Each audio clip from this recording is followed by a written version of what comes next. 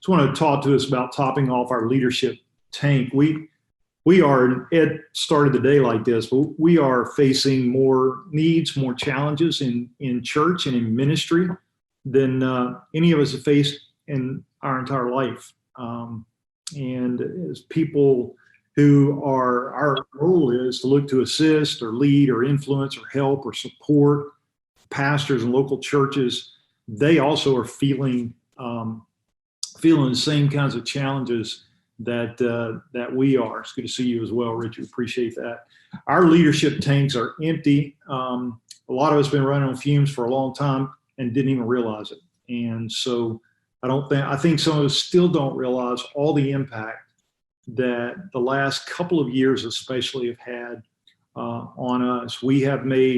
I've made more decisions. I think it's true of every leader. I've made more decisions with less confidence and certainty than at any other time in my ministry and in my time serving the Lord. And our pastors have faced a lot of this. We face some of it by decisions whether to wear a mask or no mask, or get a vaccine or not vaccine. How do we treat the two groups together? And are we going to gather in person or online? Some of us that have responsibilities outside the church, we've had meetings and gatherings where we've tried to make those decisions as well. The churches that we serve today look nothing like they looked 24 months ago. And so now we're trying to learn to lead in a new world. I know that's why all of us are gathered here today, to try to get some fresh information and how do we best do what the Lord has called us to do in serving these churches. You got on top of that, as Ed talked about this morning, with cultural convulsion. You've got the racial issues we all face, the crazy political climate that we're in.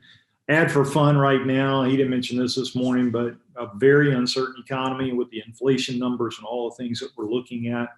And I don't know if it's true where you are, but where I am, we are watching more pastors than ever. They're either retiring, because many of them waited all the way through COVID. So it's all of them making the decision now all at the same time. So we're seeing them retire. We're seeing them resign. We're seeing many of them, more than I've ever seen, guys that are pastors that are being moved out of their position, fired. Some of you have probably lost either a senior pastor or a staff person through to COVID at some place along the lines. And so it's just one thing piled on top of another. And I don't know about you, but it is exhausting. Our tanks are empty. I heard a phrase a couple of weeks ago that I'd never heard before. The phrase is chronic stress. Chronic stress. I think that probably describes our reality more than any other phrase that I've heard. If you've seen the latest research from Lifeway Research on the greatest needs of pastors, I just, a few of these that are going to wind up coming back and touching on as we go along, but here are a few of those that pastors identified as their greatest need right now, or their greatest weaknesses either way. First was consistency and personal prayer by 72% of the pastors. Now that's our pastors that are saying that. Friendships and fellowship, 69%, 7 out of every 10 pastors say that they're struggling right now with friendships and relationships. That happened across the board with COVID as it came in, and we're all kind of isolated and now trying to come back and rebuild some relationships, or maybe for some of them build relationships for the first time, but just needing some friends. Third was trusting God. 66% of our pastors said trusting God right now is a challenge for them. Consistency in taking a Sabbath, 64%. Stress, 63%. Consistency in exercise, 60%. Avoid overcommitment, 55%. Time management, 51%. Of course, there were a number of others, but I just thought those related to what we're talking about today and trying to refuel our tank, and a few things I'm going to mention before we get off here. Jim mentioned it as he was introducing me. Part of my responsibilities these days is to oversee an area called pastoral wellness.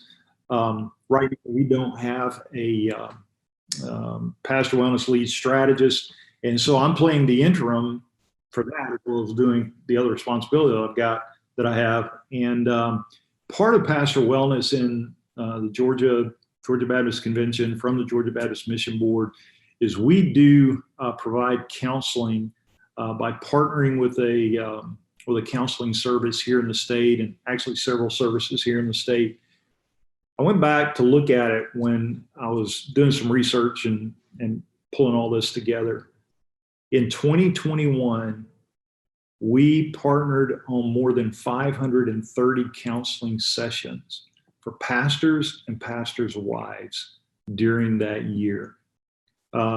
Because I know kind of how things are filtered out here, we filtered out probably another 200 to 300 of those that we just felt like we just couldn't get to and couldn't sponsor in that way. So I say that to say, and all of us know this anecdotally for sure, but our pastors we serve are hurting, and that's a great weight on us. If you remember Paul in 2 Corinthians chapter 11, he had listed all those things that are happening to him, from beatings to shipwrecks and all the things that Paul had been through. And then he comes down to the end of that list, I believe it's verse 28, Paul says, and on top of all of that is my concern for the churches.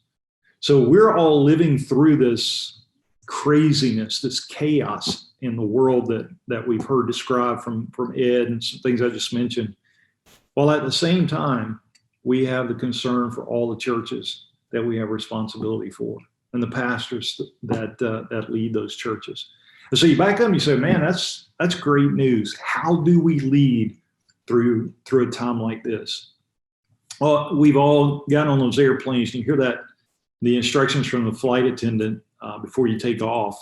It basically says something like, if the cabin should lose pressure at any moment during the flight, an oxygen mask is going to drop down from the ceiling. You're to take that mask. If you're traveling with a child, you put that mask on yourself first and then the child. We all know the principle that is, take care of yourself so that you're able to take care of that child. And I think that's where we are. And in you guys, association leaders, for us that are in the state conventions as well, other ministries that support our pastors, our churches, we've got to learn to lead ourselves first before we can help or support or influence our pastors in any way. So all the information we got today, super information, but if I'm running on fumes, I'm not going to have what I need to be able to support them in a healthy way. I jotted this down in my notes. Self-care is the greatest gift that you can give the people that you lead. Lead yourself first, and it gives you the opportunity to, in a healthy way, to be able to lead the others that you're called to. It's been about 12 years ago. I found myself sitting in a hospital room in Orlando, Florida, and for the first time ever, a doctor mentioned my heart to me and talked to me about my heart. Now, I'd been admitted to the hospital. I'd gotten sick. They know what it was. It was pneumonia. Going through the ER with all the tests that they do, they had found some elevated heart enzymes. I had no idea what that even meant at the time, but that led to another series of tests. Make a long story short, they discovered a bad aortic valve and an aortic aneurysm that was in a dangerous spot and all that kind of stuff. So for 6 weeks, leading up from that point up to a place of surgery to repair all the issues that they had found, and most days since September the 8th, 2010, I've thought about my heart. You suddenly become aware of just how important your heart is and how serious the issues that can happen with our heart. Well, that's not just true physically. That's also true personally, spiritually as well. It's especially true in ministry. It's been about 25 years ago. I was trying to think back to the time that I was actually told this. About 25 years ago, I asked a mentor of mine at the time, I said, what's the one thing that you could tell me that you feel would be the most important thing for me to know as a leader? I'll never forget it. He looked straight at me And he said, guard your heart. And then he quoted Proverbs chapter 4, verse 23 that says, guard your heart. I love the way this goes on. It says, above all else. Guard your heart above all else, for it is the source of life. I spent about 22 years in Nashville. A guy in the Nashville area, Michael Hyatt, some of you may read his blog or get his leadership information, that kind of stuff's good stuff. Michael's there in the Nashville area, but Michael Hyatt says this in one of his books. He says, your most important leadership tool is not your knowledge, it's not your skills, it's not your experience, it is your heart. It's not your knowledge, not your skills, not your experience. Your most important leadership tool is your heart. As I already emphasized, the proverb there says, above all else, meaning there is no greater priority than looking after your heart as a leader. It's the number one thing we bring to the table.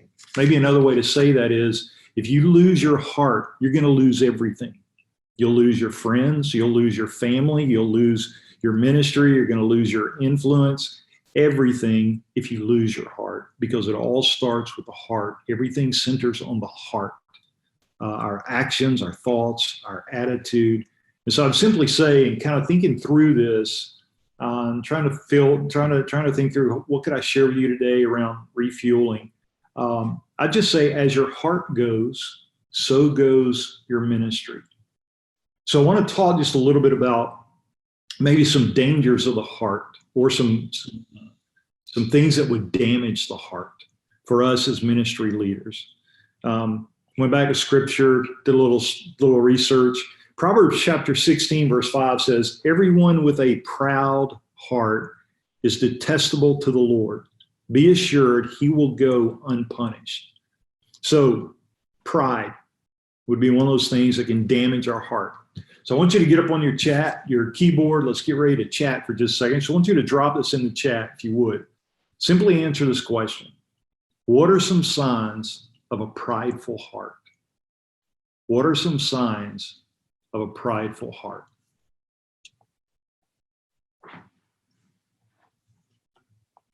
Selfishness. Good. Decreased listening. Good. Talking about yourself. All talk, no listening. Excellent. Bragging. I'm right and the world is wrong. Arrogance. Refusing to hear good advice. Good. Good. Anybody else there? That's good. Defensiveness. Good. How about the inability to celebrate with others when they bring a victory? It's one of the things that, in our positions that we have and walking alongside our pastor, just being able to celebrate with those guys.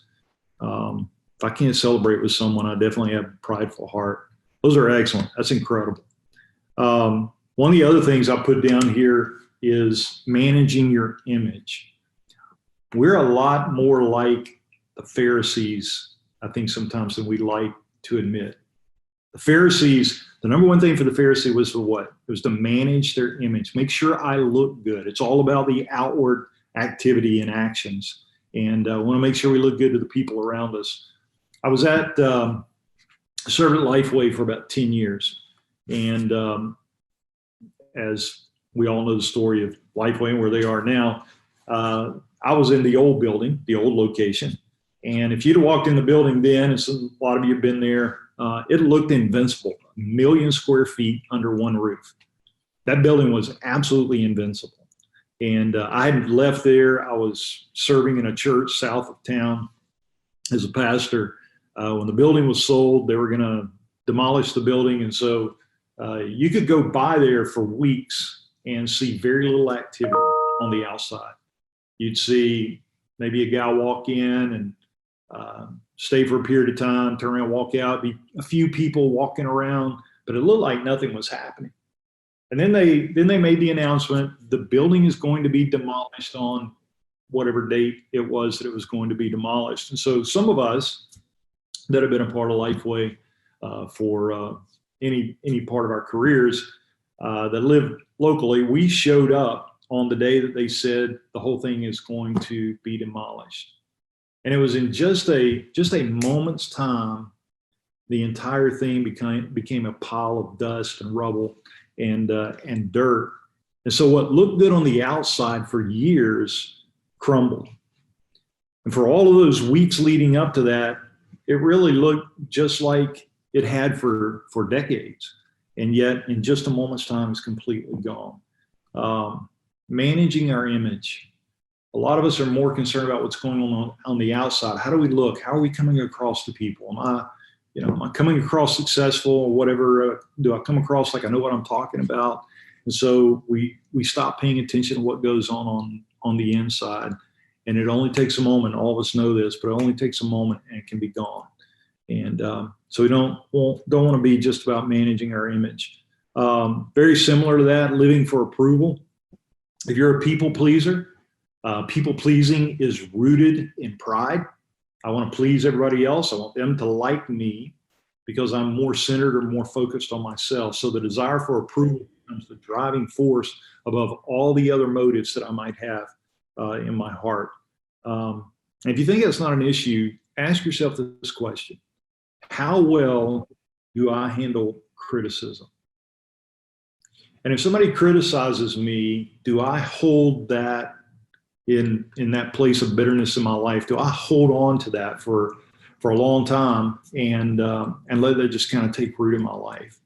So living for approval. The scripture says in Proverbs 21:4, the lamp that guides the wicked are haughty eyes and an arrogant heart, and that lamp is sin.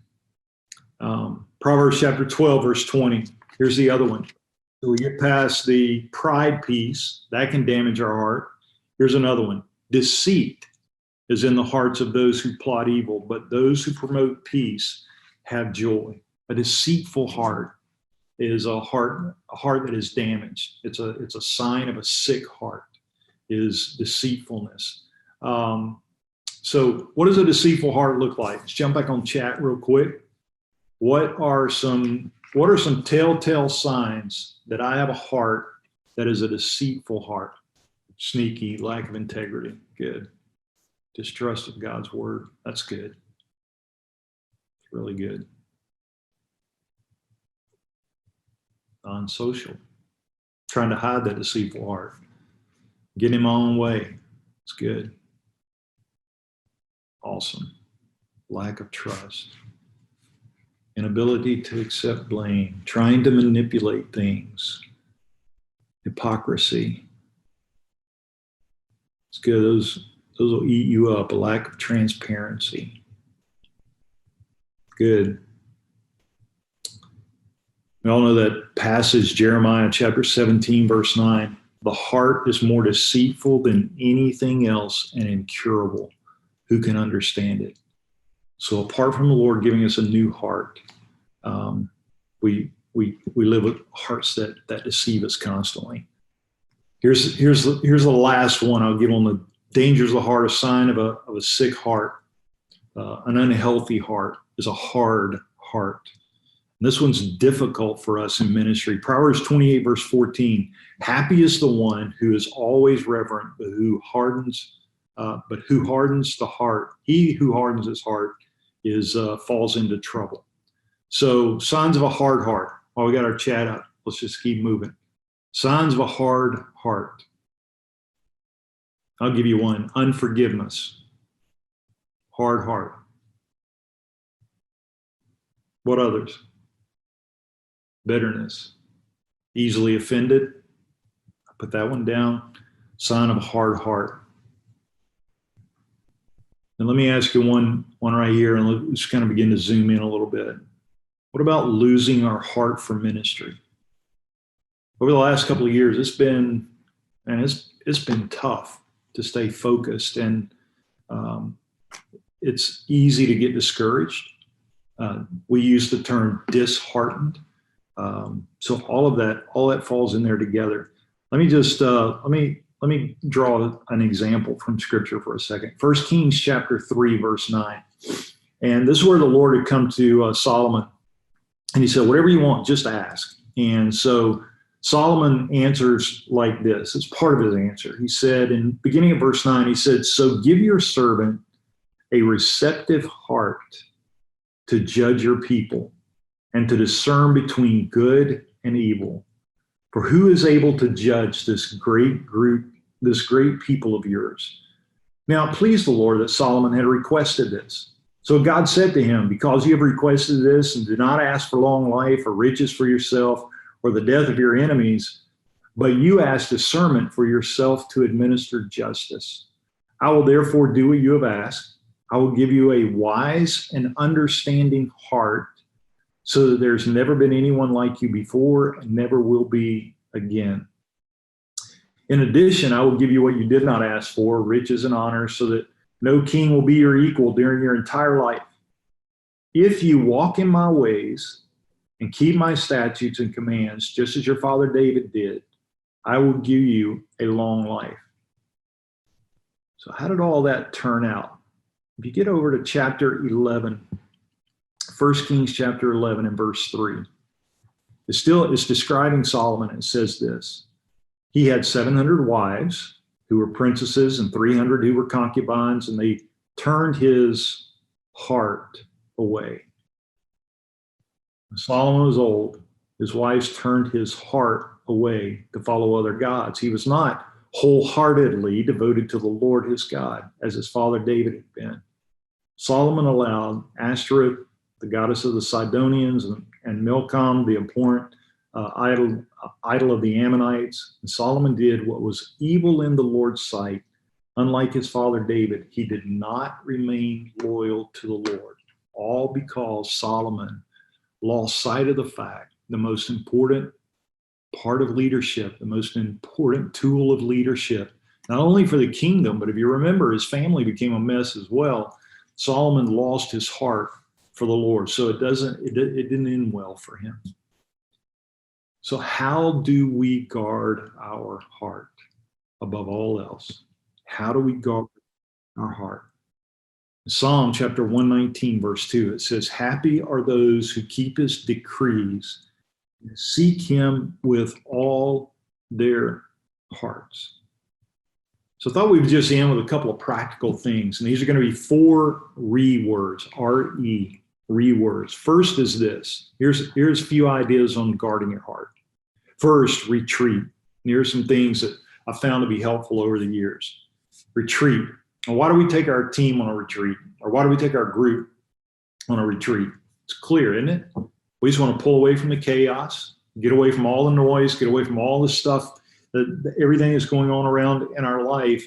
And we want to plan, we want to draw a picture of the future, whatever that particular purpose for that retreat, but we want to get away from everything else.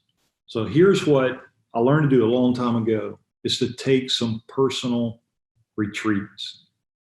Once a year, by myself, I take a retreat just to look at where I am, how are things going, where am I in my relationship to the Lord? Because here's what I found: if I don't do that, if I don't take the time to do that, then I don't take the time to do that.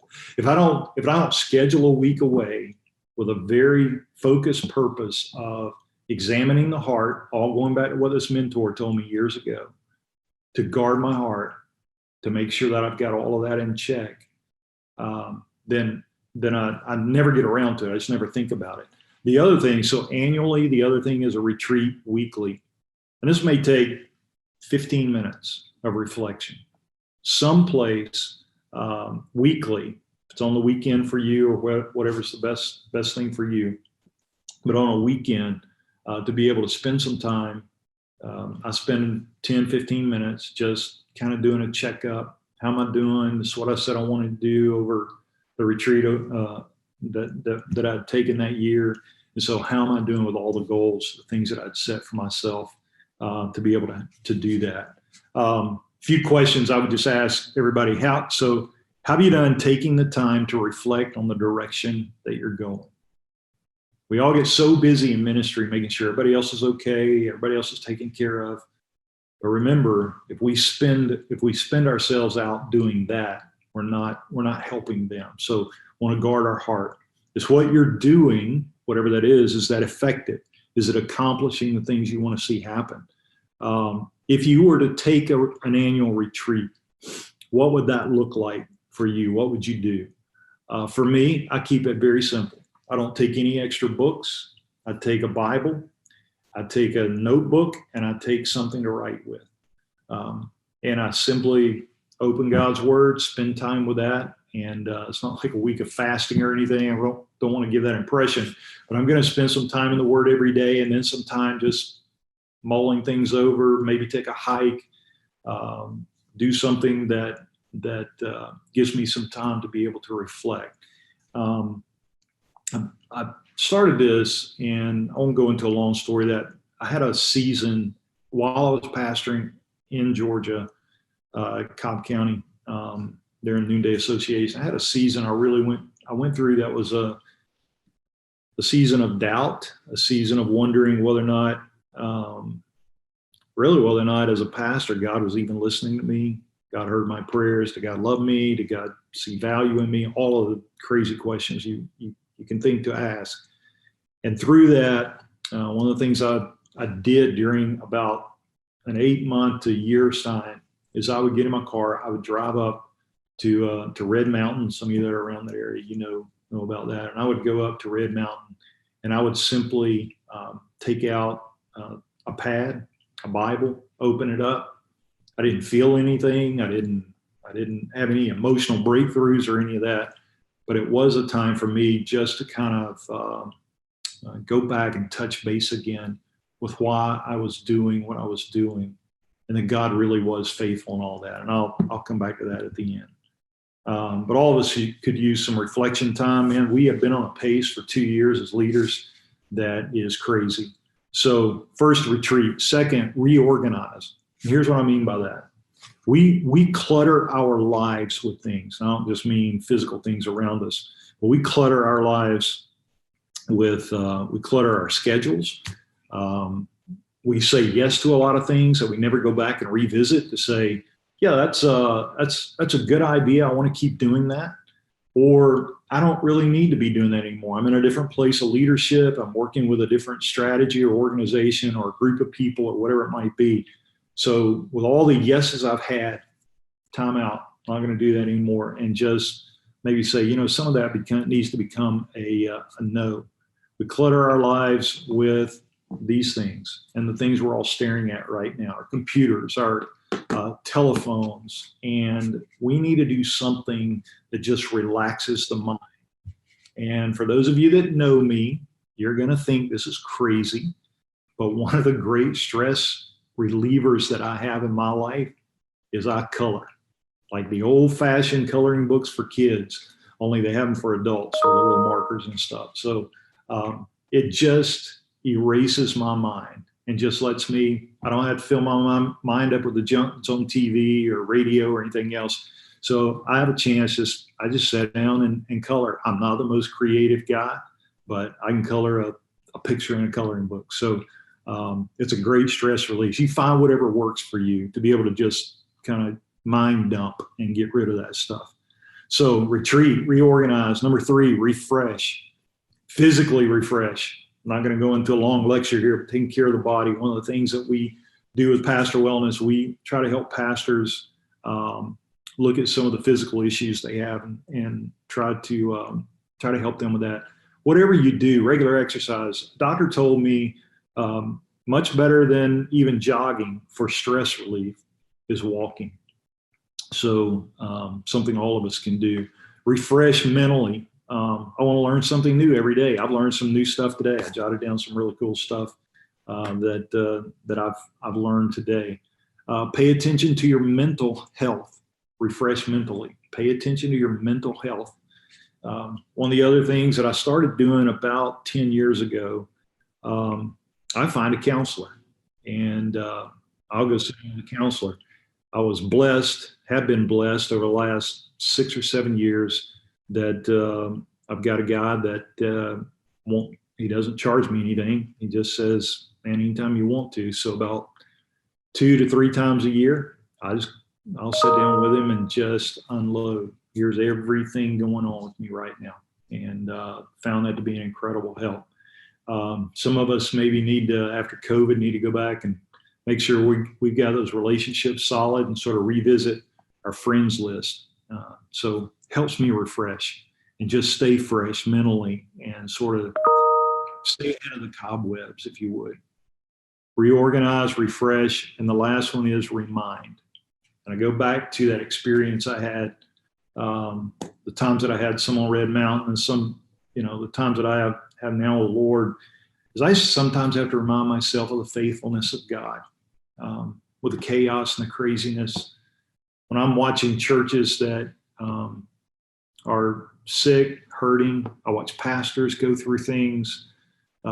Even just since being in Georgia and some of the pastors that we love and care about, some of the things that I know are going on with them, and it's just disheartening unless you go back and remind yourself, the Lord is faithful.